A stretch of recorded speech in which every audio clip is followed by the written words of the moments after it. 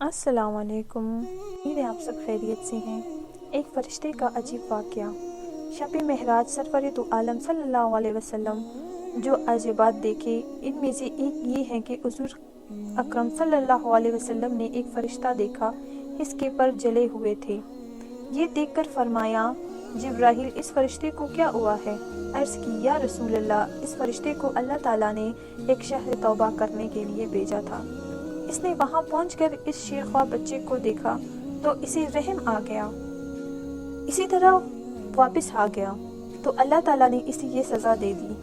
یہ سن کر حبیب خدا صلی اللہ علیہ وسلم نے فرمایا، جبرائیل، کیا اس کی توبہ قبول ہو سکتی ہے؟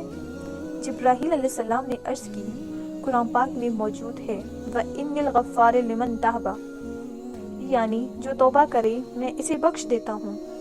یہ سن کر سیدھا سرور دو عالم صلی اللہ علیہ وسلم نے دوبارہ الہی میں عرض کی، یا اللہ، اس پر رحم فرما، اس کی توبہ قبول فرما۔ اللہ تعالیٰ نے فرمایا، اس کی توبہ یہ ہے کہ آپ صلی اللہ علیہ وسلم پر 10 بار درود پاک پڑھیں۔